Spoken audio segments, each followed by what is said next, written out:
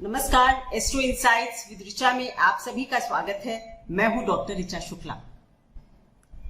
आज बात होगी शनि और राहु की युति के विषय में, सैटर्न एंड राहु कंजंक्शन।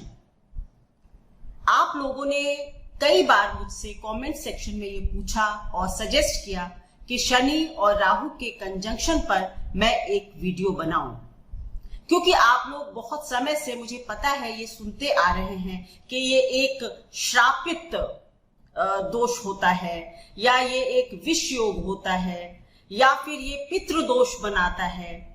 बहुत सारी चीजें आप लोग इस कंजंक्शन के बारे में सुनते आए हैं, लेकिन आज मैं आपसे शनि और राहु के कंजंक्शन के विषय में अपना मत, अपनी एनालिसिस आपके साथ शेयर करूंगी। तो सबसे पहले बात होगी, शनि क्या है, राहु क्या है, इनकी युति क्या करती है और इसके परिणाम क्या होते हैं। चलिए शुरू करती हूं। सबसे पहले जब हमको कंजंक्शन को समझना होता है, किन्हीं भी दो ग्रहों की युति को समझना होता है, तो बहुत जरूरी है कि हमको उनके बारे में पता हो। जब आपको ये पता होगा कि ये दो व्यक्ति किस नेचर के हैं, तभी तो आप ये जान पाएंगे कि जब ये दो मिलेंगे तो क्या कर सकते हैं। तो शनि जो है वो, जैसा कि मैं अपने शनि के कई वीडियोस में बता चुकी हूं कि शनि हर कार्य को स्लो मोशन में करता है, धीमे धीमे गति से चलने वाला ग्रह है और हर कार्य को डिले करता है, स्लो करता है। और राहु जो होता है वो एक एम्पलीफायर है, समझ लीजिए कि जहां भी जाता है उस चीज को बढ़ा देता है, उसकी डिजायर को बढ़ा देता है। ये राहु का स्वभाव है। शनि जितने स्लो चलते हैं, राहु उतना ही फास्ट चलता है। मतलब राहु का जो तत्व है वो एक तरह से वायु तत्व है, तो राहु की गति शनि से एकदम डिफरेंट है। शनि बहुत ही ठंडा ग्रह है, बहुत ही डिसिप्लिन्ड प्लैनेट है, और राहु जो है वो किसी भी डिसिप्लिन को नहीं मानते, क्योंकि राहु ने सबसे पहले डिसिप्लिन ही तोड़ा था और देवताओं की लाइन में जाकर बैठकर अमृत पान कर लिया था। तो जहां पर शनि हर वक्त, हर समय एक डिसिप्लिन को मानते हैं, वही राहु किसी भी डिसिप्लिन को नहीं मानते। जो कार्य वो करना चाहते हैं उसकी डिजायर को आपके अंदर इतना एम्पलीफाई कर देते हैं, इतना बढ़ा देते हैं कि आप बस वो पाने के लिए एकदम, जिसको कहते हैं ना, जुनून आपके सर पर सवार हो जाता है। आप बहुत पैशनेट हो जाते हैं। जो चीज भी राहु आपको देना चाहते हैं, जिस भाव में बैठे होंगे उसी चीज की डिजायर दे देंगे।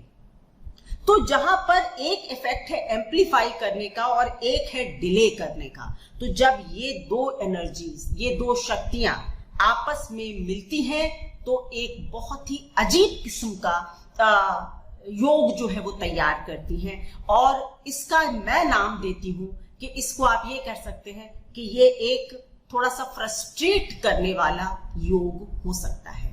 मतलब आपको कई बार जीवन में ऐसा लग सकता है कि जो आप करना चाहते हैं उसमें बहुत अड़चने आ रही हैं, वो उस पेस पर, उस गति पर नहीं चल रहा जिस पर आप चलना चाहते हैं। तो ये योग श्रापित योग नहीं है, मैं आगे इसको एक्सप्लेन करूंगी, लेकिन हाँ, ये थोड़ा सा फ्रस्ट्रेशन क्रिएट करने वाला योग है।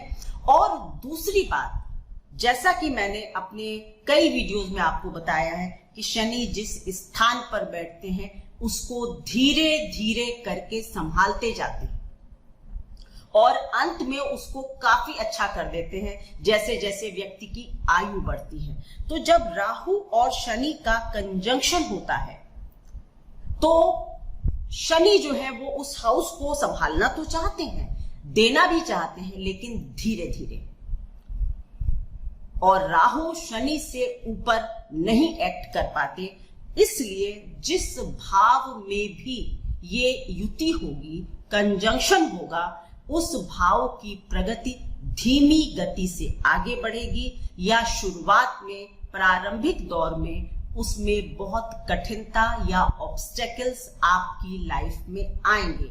फॉर एग्जाम्पल अभी मैंने एक बच्चे की हॉरोस्कोप देखी थी, उसके दूसरे घर में राहु और शनि का कंजंक्शन है और ये वाणी स्पीच का स्थान है और वो बच्चा काफी देर से बोला और उसकी स्पीच थेरेपी वगैरह चल रही है, तब जाकर कहीं वो बात कर पा रहा है।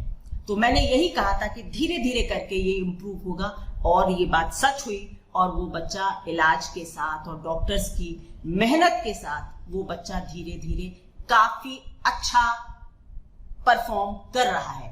धीरे धीरे वो उसकी स्पीच, वॉइस सब काफी अच्छी हो रही है। यानी कि इनिशियल हर्डल्स, प्रारंभिक दौर के ऑब्स्टेकल्स ये देता है, लेकिन धीरे धीरे जैसे जैसे आपकी आयु बढ़ती है, समय बीतता है, ये चीजें सॉल्व होती जाती हैं। दूसरी बात बहुत इंपॉर्टेंटली समझने की है कि राहु और शनि के बीच में दूरी कितनी है, उनके बीच में डिग्री का क्या डिफरेंस है।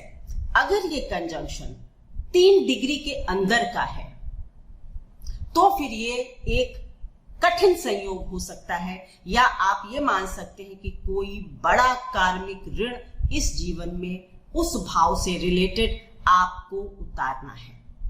क्लोज कंजंक्शन 0 से 3 डिग्री के बीच का कंजंक्शन, लेकिन जैसे जैसे ये दूरी दूर होती जाएगी, इस कंजंक्शन का जो असर है वो धीमा होता जाएगा, कम होता जाएगा। एक और डिग्री से ही इंपॉर्टेंट बात आपको समझानी है, क्योंकि आप में से बहुत लोग ज्योतिष सीख रहे हैं, तो वो ये कि अगर राहु की डिग्री कम है और शनि की डिग्री ज्यादा है तो भी ये कंजंक्शन असर नहीं देता, क्योंकि राहु उल्टा चल रहा है। राहु 6 डिग्री से 5 डिग्री पर मतलब चलेगा, वो इस तरह आगे बढ़ रहा है नीचे की तरफ, और शनि ऊपर की तरफ आगे बढ़ेंगे। राहु कभी भी किसी ग्रह के भी साथ हो, अगर राहु की डिग्री उस ग्रह की डिग्री से कम है तो वो कंजंक्शन विफल होता है, फिर राहु के साथ कंजंक्शन नहीं माना जाता।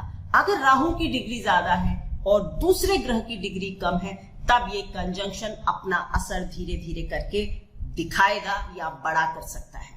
तो ये कुछ माइन्यूट बातें हैं जिनको आपको ध्यान में रखना है इस कंजंक्शन को देखते वक्त। क्लोज कंजंक्शन थोड़े अच्छे फल नहीं दे सकता है, कार्मिक ऋण दिखाता है, लेकिन अगर राहु की डिग्री कम है तो ये कंजंक्शन विफल होता है, और अगर डिग्रीज बहुत दूर है तो भी ये कंजंक्शन बहुत असर नहीं देता। माना कि एग्जाम्पल के लिए अगर शनि की डिग्री 25 है और राहु 6 डिग्री पर है, तो ये कंजंक्शन कोई कंजंक्शन नहीं है। एक तो दूरी बहुत है और राहु और शनि दूसरी डायरेक्शन में चल रहे हैं, इनका मेल नहीं होगा। तो इसलिए ये बातें भी ध्यान में रखकर आप इस कंजंक्शन को समझें। अब ये कि इनका असर क्या हो सकता है, क्यों इसको श्रापित कहते हैं? श्रापित इसीलिए क्योंकि हर्डल्स बहुत आते हैं, बट बाद में ये बहुत अच्छा असर दे सकता है, क्योंकि राहु का काम ही एक्सट्रीम पर पहुंचाने का है, और शनि का भी नेचर है धीरे धीरे करके वो ब्लेस करते हैं और अंतिम पड़ाव में काफी ब्लेस करते हैं। तो ये इसी तरह से ये कंजंक्शन देता जरूर है जिस भाव में भी बैठा होगा। एक और इंपॉर्टेंट बात आपको समझनी होगी, क्योंकि ज्योतिष इतनी आसान चीज नहीं है कि बस सुन लिया कि श्रापित है और आपने मान लिया। अब बात होगी कि किस तरह की, क्योंकि जो राशियां हैं वो जल तत्व की राशियां हैं, वायु तत्व की है, अग्नि तत्व की है, पृथ्वी तत्व की है, तो किस तत्व में क्या असर होता है।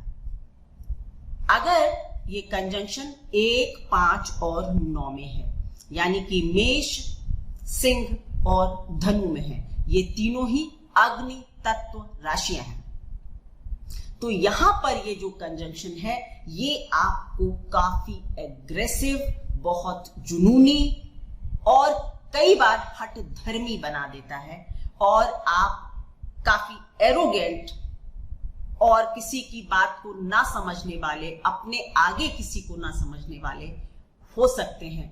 फायरी साइंस में, अग्नि तत्व राशि में ये कंजंक्शन बहुत अच्छे असर नहीं देता है। पॉलिटिक्स वगैरह के लिए ये अच्छा साबित हो सकता है, क्योंकि शनि और राहु दोनों ही पॉलिटिक्स के प्लैनेट्स हैं। अगर ये सूर्य की राशि में मंगल की राशि में आ जाएंगे या सूर्य की राशि में आ जाएंगे तो ये पॉलिटिक्स में आपकी पहुंच ऊपर ले जा सकते हैं इनिशियल स्ट्रगल्स के बाद, लेकिन आप काफी एरोगेंट, हठधर्मी नेता बनेंगे।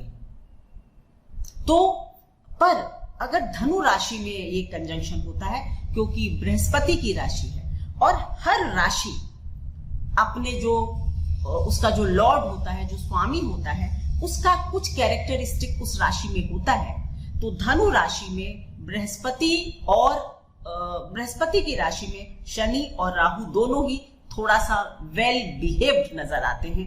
तो धनु राशि में ये कंजंक्शन उतना खराब नहीं होता। इनिशियल हर्डल्स होंगे, लेकिन आप जीवन में काफी आगे बढ़ सकते हैं। अगर आपका कंजंक्शन 2, 6, 10 वृषभ, कन्या, मकर, टॉरस, वर्गो, कैप्रिकॉर्न, इन 3 साइंस में है, पृथ्वी तत्व में, ये कंजंक्शन पृथ्वी तत्व में भी काफी स्ट्रांग हो जाता है। और ऐसे लोग तो निश्चित रूप से ही बहुत ज्यादा गो गेटर किस्म के होते हैं और उनके अंदर एक चालाकी भी होती है, हिपोक्रेसी जिसको आप कहते हैं, मतलब वो दिखाते कुछ हैं, होते कुछ हैं, और उनको साम्राज्य बढ़ाने की बहुत ज्यादा ललक होती है, इच्छा होती है। मतलब पृथ्वी तत्व राशि है ना, और राहु वहां बैठा होगा तो वो पृथ्वी पर अपना साम्राज्य स्थापित करने की इच्छा रखते हैं। ये कॉम्बिनेशन भी पॉलिटिक्स के लिए अच्छा होता है अगर इन राशियों में है। लेकिन आप ये जरूर करेंगे कि आप बहुत मैनिपुलेशंस करके, बहुत कैलकुलेशन करके लोगों को ऊपर नीचे दिखाकर आगे बढ़ेंगे, यानी कि आप काफी सारे रास्ते, शॉर्टकट्स भी अपना सकते हैं, लेकिन आपके अंदर एक जुनून होता है कि आप आगे बढ़ेंगे। अर्थ मतलब पृथ्वी तत्व राशियों में ये कंजंक्शन स्ट्रॉन्ग असर दिखाता है, सक्सेस तो दे सकता है, लेकिन आपको समाज में बहुत इज्जत नहीं होती। लोग आपको कनिंग, एरोगेंट, हठ धर्मिता जिसको कहते हैं, डिक्टेटरशिप, इस तरह के लोगों के रूप में आपको याद किया जाता है। अब बात होगी वायु तत्व राशियां 3, 7, 11, मिथुन, लिब्रा यानी कि तुला और Aquarius, Gemini, Libra and Aquarius. इसमें अगर है तो बहुत ही स्ट्रॉन्ग इफेक्ट इसके होंगे। कैसे? यानी कि वायु तत्व राशि जो होती है उसमें जब राहु बैठ जाता है, राहु एक एलियन प्लैनेट है या आपकी कुंडली में एक विदेशी तत्व है। तो अगर वायु तत्व राशियों में ये कॉम्बिनेशन होता है तो आप बाहर की कल्चर से प्रभावित होंगे, आप बाहर की लैंग्वेज सीखना चाहते होंगे, आप बाहर जाकर बसना चाहते होंगे। किसी ना किसी से आप किसी ना किसी तरह से आपके जीवन में विदेश का प्रभाव बहुत होगा। अगर 7वें घर में ये कंजंक्शन है, हो सकता है आप विदेशी स्त्री से विवाह ही कर लें। यानी विदेश का जो प्रभाव है, जहां भी आप जन्मे होंगे तो दूसरे देशों का, दूसरी कल्चर का आपके ऊपर बहुत इंपैक्ट होता है। और अगर वायु तत्व राशियां 11वें घर में पड़ जाएं और ये कंजंक्शन 11वें घर में हो तो आपका फॉरेन नेटवर्क बहुत बड़ा हो सकता है। आप विदेश में बहुत बड़ा नाम कमा सकते हैं इनिशियल हर्डल्स के बाद। इसीलिए कहा जाता है कि कुंभ राशि में, क्योंकि शनि की भी अपनी मूल त्रिकोण राशि है, वायु तत्व में शनि भी हो गए और राहु भी हो गया, तो ये कंजंक्शन आपको विदेश से बड़ी सफलता देने में कारगर साबित हो सकता है। Last but not the least, जल तत्व राशियां 4, 8, 12, कैंसर, स्कॉर्पियो, पाइसेस। यहां पर ये कॉम्बिनेशन अगर क्लोज प्रॉक्सिमिटी में होगा, मतलब अगर क्लोज कंजंक्शन जल तत्व राशियों में होगा, तो आप काफी इमोशनली वीक होंगे, आपको दिमाग की कुछ प्रॉब्लम्स भी हो सकती हैं, या आप ओवर इमोशनल हो सकते हैं, बहुत सोचने वाले हो सकते हैं, या डिप्रेसिंग थॉट्स भी आपके अंदर हो सकते हैं। मैंने अभी तक केवल जल तत्व राशियों में क्लोज कंजंक्शन राहु और शनि का अच्छा नहीं देखा है। ये मेरी अपनी ओपिनियन है, क्योंकि आप लोग मेरी ओपिनियंस को सुनते हैं और उसके बाद उसको क्रिटिसाइज करते हैं, जबकि मैं पहले ही कह देती हूं कि ये मेरा एनालिसिस है। आपका एनालिसिस इससे डिफरेंट हो सकता है, आप मेरे साथ डिसएग्री कर सकते हैं, बट ये मेरी अपनी एनालिसिस है, मेरी अपनी अंडरस्टैंडिंग है। जल तत्व राशियों में क्लोज कंजंक्शन आपको मानसिक परेशानियां देता है, आपके जीवन में संबंधों में खराबी दे सकता है, या फिर जिस भाव में बैठा होगा उस भाव से रिलेटेड इमोशनल प्रॉब्लम्स आपको जरूर देगा। ये स्थिति थोड़ी सी कम अच्छी होती है, लेकिन अगर दूर दूर बैठे हुए हैं और आप राहु की डिग्री कम है, शनि की ज्यादा है, तो फिर कोई असर नहीं होगा। बात मानिए आप मेरी, कोई खास असर नहीं होगा। अब एक और आप लोगों को टिप दे देती हूं कि अगर ये 1 से 4 खाना नंबर 1 से 4 यानी फर्स्ट हाउस से 4th हाउस के बीच में होगा, ये कंजंक्शन अगर आपकी कुंडली में पहले घर से चौथे घर के बीच में यानी 1, 2, 3, 4 में होगा, तो आपको काफी प्रतापी राजा बनाता है। शास्त्रों में ये कहा गया है, आज के समय में पॉलिटिक्स में सक्सेस दे सकता है। अगर ये 5 से 8 के बीच में है तो आपको ऑकल्ट में बहुत बड़ी सफलता दे सकता है। आप विदेश के राजदूत वगैरह हो सकते हैं। आपके लिए जिसको कहते हैं कि राजा के बाद की मिनिस्टर लेवल की पदवी आप पा सकते हैं, बशर्ते ये सारी स्थितियां और पूरी होती हो कि दूर हो, कंजंक्शन क्लोज ना हो, ये सब आपको देखना पड़ेगा। सो 5 से 8 के बीच में 5, 6, 7, 8 इसमें आपको मंत्री लेवल की पोजीशन से दे सकता है, जिसको आप लोग श्रापित दोष समझते हैं, उसके बारे में बात कर रही हूं। और अगर ये 9 से 12 के बीच में होगा तो फिर आप योगी हो जाएंगे। आप धर्म में, आध्यात्म में बहुत आगे बढ़ सकते हैं। इसलिए इस कंजंक्शन को केवल और केवल खराब दोष है, ये तो ग्रहण योग हो गया, ये तो ये हो गया, ये नहीं माने। ये बहुत ही पावरफुल कंजंक्शन है, दो बहुत ही ताकतवर ग्रहों का संगम है, बड़े रिजल्ट्स देने में सक्षम है। Take my words.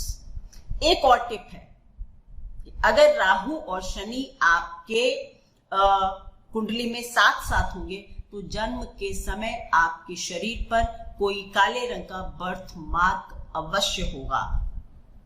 कहीं भी हो सकता है, जिसको आप लहसुन कहते हैं, या एक काला छोटा सा एक निशान होगा। अगर ये निशान छोटा है तो अच्छा है, मध्यम है तो भी ठीक है। अगर ये बहुत बड़ा काला निशान आपके शरीर पर बर्थ मार्क बड़ा है तो फिर ये आपको लिए थोड़े से कार्मिक दंड की तरफ इंगित करता है या कार्मिक दंड की तरफ इशारा करता है। पर छोटा अगर निशान है और काला है तो बहुत अच्छा देख होता है और आगे आगे आप जीवन में काफी उन्नति करते हैं। ये थी मेरी एनालिसिस राहु शनि के कंजंक्शन के विषय में। 11वें घर में अगर ये युति हो जाती है और पृथ्वी तत्व राशियों में हो जाए तो आप बहुत बड़ा नेटवर्क बना सकते हैं, साम्राज्य बना सकते हैं, अकूत संपत्ति पैदा कर सकते हैं। वैसे भी ऐसे लोग जो होते हैं जहां पर राहु और शनि एक साथ होते हैं, ऐसे लोग थोड़े से मनी के लिए भी जिसको आप कहते हैं इच्छा उनकी जो होती है वो काफी कमाने की और बहुत आराम से रहने की होती है, मटेरियल सक्सेस चाहते हैं। एक और बात, राहु और शनि की युति आपको ना इच्छाधारी बना देती है। इच्छाधारी का मतलब होता है जो आप सोचते हैं वो करने में सक्षम होते हैं। बड़ा सोचिए, अच्छा होगा। धन्यवाद। इधर आप लोग मेरे कई वीडियोस से वॉइस क्वालिटी के लिए कंप्लेंट कर रहे थे। And I am very sorry, क्योंकि शायद कुछ माइक की प्रॉब्लम थी। अब उसको ठीक करने का आज से कोशिश कर रही हूं और आशा करती हूं कि ऐसी प्रॉब्लम आप लोगों को आगे नहीं फेस करनी होगी। Please do like, share and subscribe to my channel. Thank you so much.